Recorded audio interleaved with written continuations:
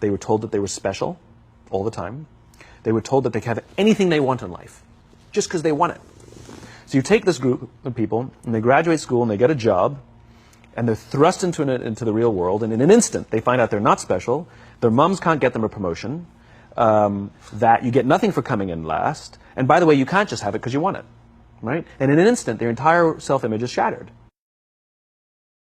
The other problem, to compound it, is we're growing up in a Facebook, Instagram world. In other words, we're good at putting filters on things. We're good at showing people that life is amazing even though I'm depressed, right?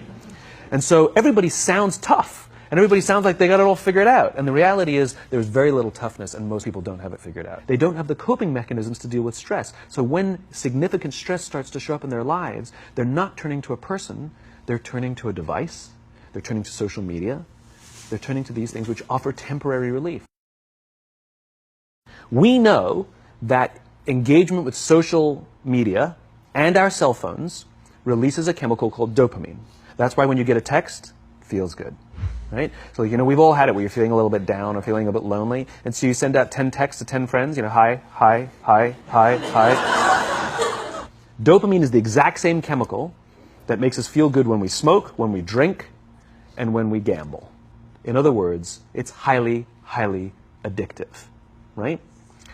We have age restrictions on smoking, gambling, and alcohol, and we have no age restrictions on social media and cell phones, which is the equivalent of opening up the liquor cabinet and saying to our teenagers, hey, by the way, this adolescence thing, if it gets you down... Alcohol is not bad. Too much alcohol is bad. Gambling is fun. Too much gambling is dangerous, right? There's nothing wrong with social media and cell phones. It's the imbalance, right? If you're sitting at dinner with your friends and you're texting somebody who's not there, that's a problem. That's an addiction.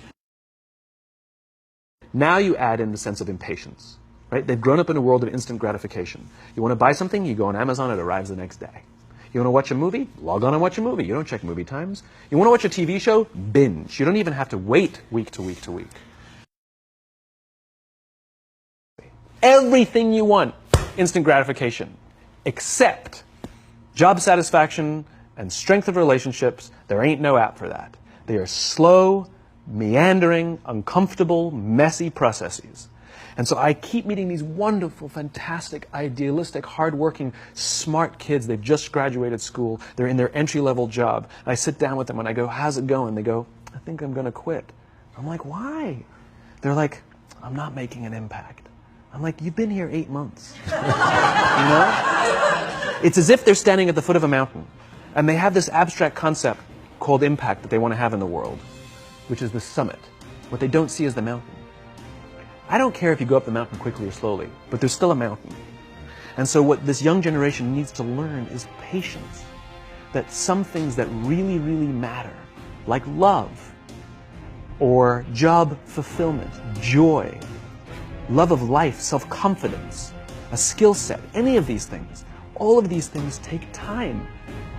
Sometimes you can expedite pieces of it, but the overall journey is arduous and long and difficult.